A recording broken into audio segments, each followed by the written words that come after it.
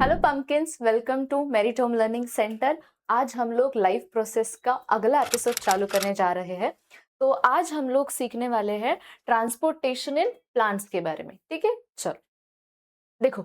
Definition बहुत simple है कि हमें ट्रांसपोर्टेशन क्यों करना है प्लांट्स में, क्योंकि प्लांट्स को वाटर लगने वाला है और प्लांट्स में जो भी हम लोग आफ्टर फोटोसिंथेसिस जो प्रोडक्ट हमारा ग्लूकोज बन रहा है, it is getting converted into starch. तो स्टार्च को भी तो हमें बाकी सब जगह पे मतलब प्लांट्स के अलग अलग पार्ट्स में ट्रांसलोकेट करना है। ठीक है, तो वो सारी जो दोनों प्रोसेसेस है उसको हम लोग आज डिटेल में पढ़ने वाले। ठीक है, चलो। तो हमारा जो आज का मेन हीरो है वो है जाइलम। तो जाइलम क्या करता है? जाइलम वाटर को कंडक्ट करता है from roots towards the upper part of the plants. तो देखो, रूट में से वाटर कैसे एब्जॉर्ब होगा? Through the mechanism of osmosis.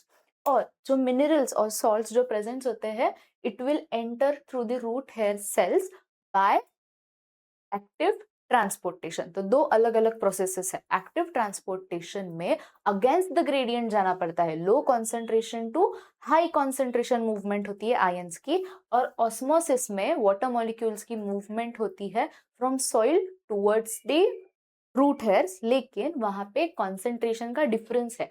High concentration of water present है into soil and low concentration of water present है इनटू रूट्स। तो उस चीज को हम लोग बोलते हैं osmosis. So water and minerals move from the cell to cell toward the root cortex by the osmosis. ये पानी जो है ना, ये जाएगा कहाँ तक? कॉर्टेक्स रीजन तक जाएगा। ठीक है, फिर वहां से जाइलम अपवर्ड मूवमेंट करेगा और ये जो हम लोग वाटर एंड मिनरल्स का मिक्सचर अपवर्ड भेज रहे हैं उसको हम लोग बोलेंगे असेंट ऑफ सैप। और ये फाइनली पहुंच जाएगा सारे पार्ट्स तक। ठीक है, ओके। अभी नेक्स्ट हमें जो सीखना है इज अबाउट फ्लोएम की। तो फ्लोएम क्या करेगा? फ्लोएम हमारी जो लीव्स होती है, लीव्स में प्रेजेंट रहने वाला ग्लूकोज जो है वो ग्लूकोज कन्वर्ट हो जाता है इनटू स्टार्च। ग्लूकोज एक मोनोमर है और स्टार्च उसका एक पॉलीमर है। तो पॉलीमर मतलब स्टार्च जो है उसको हम लोग ट्रांसपोर्ट करेंगे through out the plant body with help of phloem. और ये जो दोनों है जाइलम एंड फ्लोएम, हम इसको कलेक्टिवली बोलते हैं वैस्कुलर सिस्टम या फिर वैस्कुलर बंडल, जो भी टिश्यूज से बना हुआ है। यहाँ पे हमने डायग्राम दी है। ठीक है, so these are the xylem tracheids. यहाँ से अपवर्ड वाटर की मूवमेंट होती है, लेकिन फ्लोएम की जो मूवमेंट है वो डाउनवर्ड्स भी हो सकती है और अपवर्ड्स भी हो सकती है। तो इसका जो फ्लो ऑफ वर्किंग है वो बाई डायरेक्शनल होता है, लेकिन जाइलम का जो वर्किंग है वो सिर्फ यूनिडायरेक्शनल होगा। ठीक है, चलो moving to the next slide. अभी हम लोग सीखने वाले ह्यूमंस एक्सक्रीशन के बारे में। एक्सक्रीशन क्या होता है? देखो, डाइजेस्टिव सिस्टम में हम लोग सीखते हैं कि कैसे फूड डाइजेस्ट होता है और जो अनडाइजेस्टेड फूड बॉडी से बाहर हम लोग भेज देते हैं थ्रू द एनस। लेकिन यहाँ पे हम जो एक्सक्रीटरी सिस्टम सीखने वाले, it is not about the food, it is about the blood. हम लोग ब्लड को क्या करने वाले हैं? फिल्टर करने वाले हैं। तो हमारे बॉडी में ये फिल्ट्रेशन का काम करने वाली हमारी दो किडनीज प्रेजेंट है। ठीक है, दोनों जो किडनीज है उसका जो शेप होता है वो बीन शेप्ड होता है। ठीक है, यहाँ पे एक रहती है आपकी आर्टरी, रीनल आर्टरी, और एक रहती है यहाँ पे रीनल वेन। दोनों किडनी से यहाँ पे डिसेंड हुई है हमारे यूटेरस। और ये जो यूरेटर्स है, this ureters are joining to the urinary bladder. और फाइनली जो यूरिन यहाँ पे प्रोड्यूस हुई होगी वो जाएगी through the urethra outside of your body. तो ये जो प्रोसेस है, ये प्रोसेस में हर एक पार्ट जो है उसका फंक्शन यहाँ पे हमने डिकोड करके दिया है। Right, okay. तो कॉर्टेक्स का क्या काम होता है? It contains the nephrons where the blood filtration begins. देखो, कोई भी पार्ट मतलब एनसीईआरटी में बहुत जगह पे कॉर्टेक्स और मेडुला रीजन के बारे में हम लोग बात करते हैं। तो what is cortex region and what is medulla region? देखो, कोई भी स्ट्रक्चर कंसीडर करो, कोई भी स्ट्रक्चर इमेजिन करो, उनमें जो सेंटर वाला पार्ट होगा उसको हम लोग मेडुला बोलेंगे, और जो साइड का रीजन होगा वो साइड वाले रीजन को हम लोग कॉर्टेक्स रीजन बोलेंगे। ठीक है, ओके।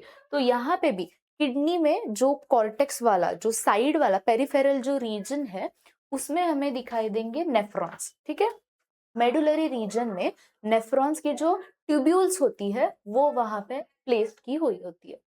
रीनल पेल्विस है, हीलियम है, रीनल आर्टरी का क्या क्या काम होता है, ऑक्सीजनेटेड ब्लड कैरी करेंगी, आर्टरी है तो ऑक्सीजनेटेड ब्लड, वेन है तो डीऑक्सीजनेटेड ब्लड। ओके, यूरेटर्स क्या करते हैं, यूरेटर्स जो भी किडनी में हमारी यूरिन प्रिपेयर्ड हुई है वो यूरिन को फाइनली डिसेंड किया जाएगा through the ureters into the urethra, urinary जो ब्लैडर होता है वहां पे।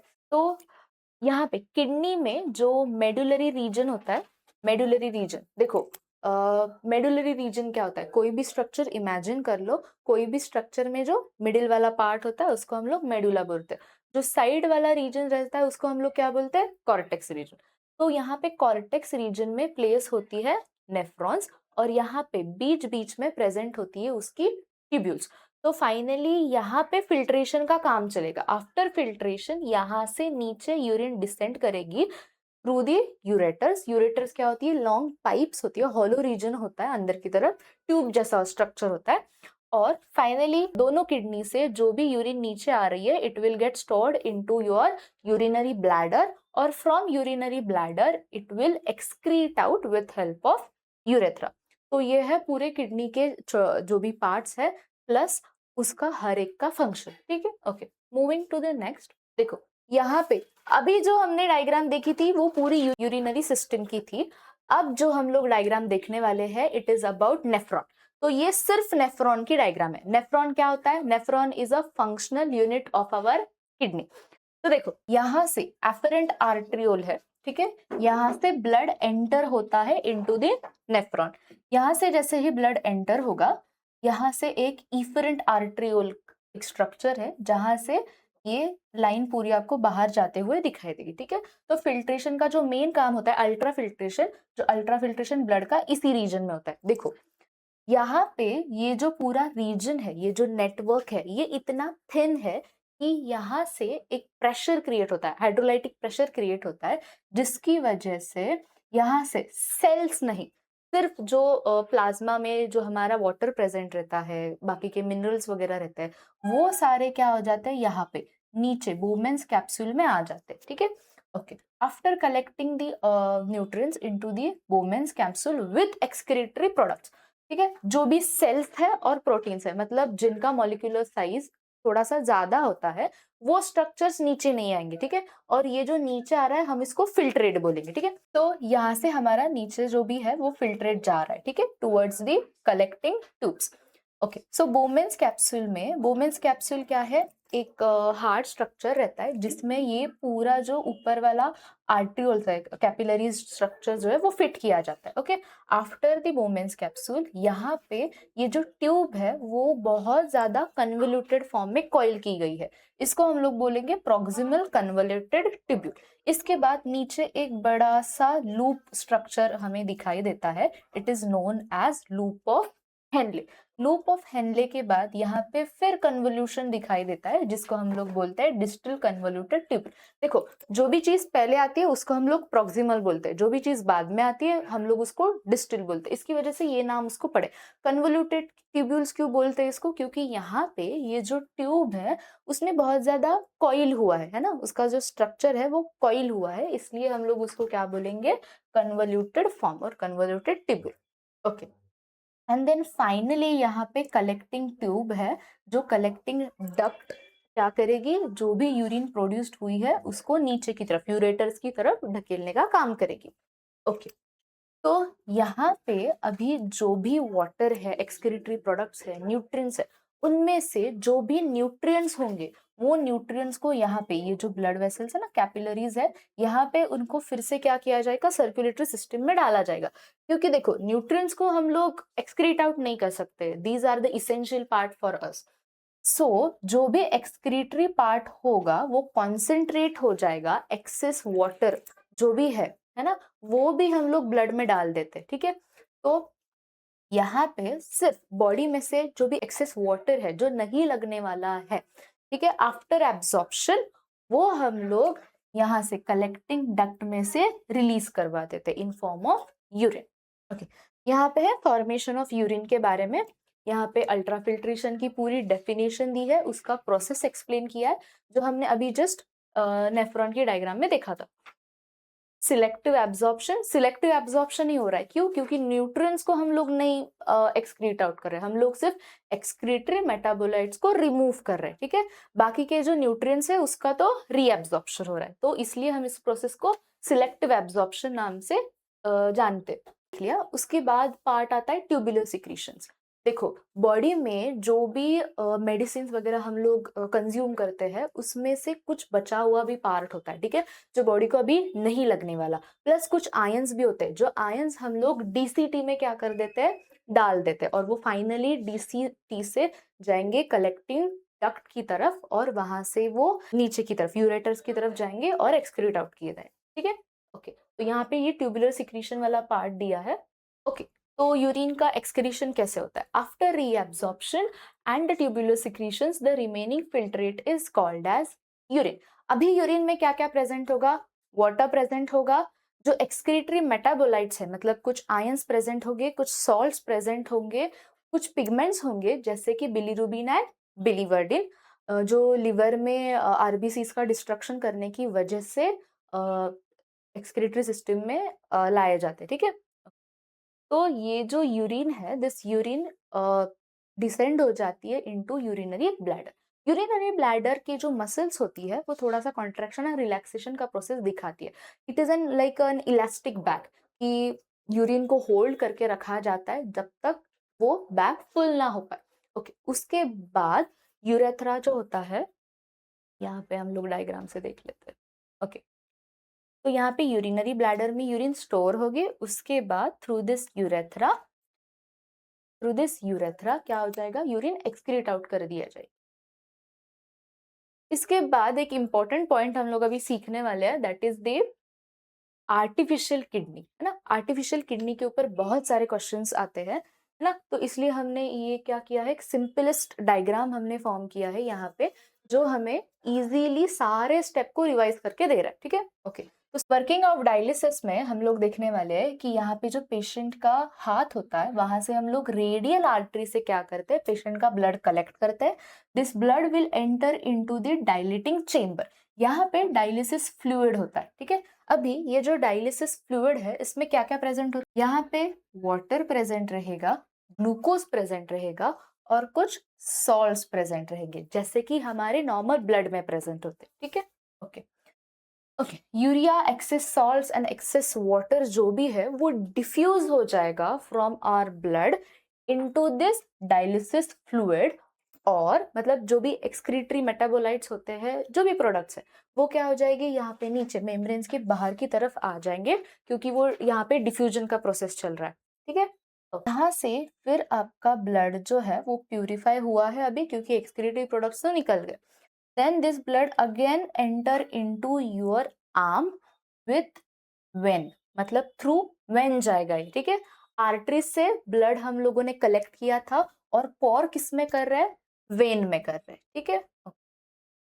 सेल्स जो है वो सेल्स बहुत ही बड़ी होती है, इसलिए वो डिफ्यूज नहीं कर पाती सेमी परमिएबल मेम्ब्रेन्स में, इसलिए वो क्या नहीं होंगी, ये डायलिटिंग चेम्बर में नहीं आएंगी, ठीक है। जो भी ब्लड का मेन कंपोनेंट है, सेल्स है, प्रोटीन्स है, वो सारे के सारे जैसे कि तैसे आपकी वेंस में क्या किए जाएंगे, ट्रांसपोर्ट किए जाएंगे।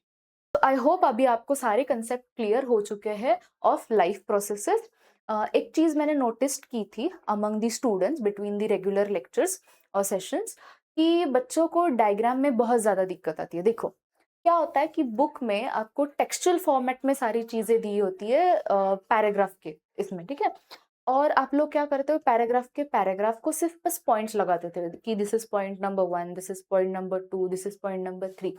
तो क्या होता है, ऐसी दिक्कत आती है, मतलब लर्न करने में आप लोग ये प्रोसेस नहीं यूज कर सकते। तो उससे अच्छा आप क्या करो, फ्लो चार्ट बना लो, है ना। जैसे आप लोग स्टेप्स में लिखते हो वो अवॉइड करके फ्लो चार्ट के फॉर्म में अगर आप लोग आंसर्स लिखना स्टार्ट कर दो अपनी कॉपी में, तो वो आपको लर्निंग में बहुत ज़्यादा हेल्पफुल रहेगा। And the second thing is कि बच्चे डायग्राम्स को प्रैक्टिस नहीं करते हैं, उनको लगता है कि बस डायग्राम्स लेबलिंग के लिए ही आने वाली है तो ईजी जाएगा, बस हम लोग क्या कर देंगे, नाम ऐसे पढ़ लेंगे कि हाँ यहाँ पे आर्टरी है, यहाँ पे वेन है, यहाँ पे किडनीज है, तो बस हो गया। ऐसा नहीं होता है। जब हम लोग एक्चुअल पेपर देने के लिए बैठते हैं तो हम लोग लेबलिंग भी गलत करके आते हैं। तो it is very important to draw each and every diagram given in your book for at least 4 to 5 times. देखो, लाइफ प्रोसेस का ये जो पूरी पीपीटी है, ये पीपीटी में मैंने ऑलरेडी सारी इंपॉर्टेंट जो डायग्राम्स होती है वो मेंशन की है, ठीक है, उसमें ऐड किया है ऑलरेडी। प्लस जो ब्लड फ्लो वाला मैंने आपको एक डायग्राम दिया था, देन दिस डायलिसिस डायग्राम्स, ये डायग्राम्स आपको इजीली नहीं मिलेगी, है ना, और आप लोग अगर अलग से दिमाग लगाने बैठ जाओगे तो आपका टाइम वेस्ट हो जाएगा। तो ईजिएस्ट वे इज कि यहाँ से ही ये क्या कर लो, कॉपी कर लो। And the one more thing, ये लेक्चर्स आप लोग जब भी सुन रहे होंगे तो प्लीज इंश्योर दैट कि आप लोग लेक्चर सुनते सुनते ही अपने नोट्स बना लो, ठीक है। शायद वीडियो पॉज कर लो, या अगर समझ नहीं आ रहा है तो रिवाइंड कर लो, लेकिन ऐसा हैबिट मत लगाना कि वीडियो खत्म होने दो फिर उसको बाद में हम लोग नोट्स के फॉर्मेट में कन्वर्ट करेंगे। फिर आपके लिए वो जो स्टडी है वो पूरे चैप्टर की वो बहुत लेंदी हो जाएगी, ठीक है। तो जैसे ही आप लोग वीडियो अभी पढ़ रहे होंगे तो साइड बाय साइड आपकी पेन जो है वो बुक पर चलनी चाहिए, क्या क्या मैम इंपॉर्टेंट टॉपिक्स बता रही है, क्या इंपॉर्टेंट डायग्राम्स है, पॉज कर लो, ठीक है। वो पूरी जो डायग्राम है उसको एनालाइज करो, ड्रॉ करो, है ना, इसकी वजह से आपको फिर हेल्पफुल रहेगा। चल, तो हम लोग का ये जो पूरा लाइफ प्रोसेस का जो ये सीरीज था अभी वो यहाँ पे हम लोग एंड कर रहे हैं। इसके बाद हम लोग एक आपको वर्कशीट भी अटैच करके देंगे, है ना, below this video, so you can practice the more questions on this chapter, ठीक है। चल, तो देखो, टारगेट जो है सीबीएसई के बोर्ड एग्जाम्स का वो तो 90% ही रखो। एंड आई अश्योर यू कि बायोलॉजी में आउट ऑफ मार्क्स मिलते हैं, हमारे लास्ट ईयर के बहुत सारे ऐसे बच्चे हैं जिनको आउट ऑफ मार्क्स बायोलॉजी में मिले हैं, ठीक है। तो आप भी मुझे प्राउड करवा दो, है ना, ये वीडियो से पढ़ लो, अच्छा सा नोट्स बना लो और वर्कशीट सॉल्व कर लो, आपका ये पूरा चैप्टर क्या हो जाएगा, प्रिपेयर हो जाएगा। Okay, thank you all my pumpkins over there.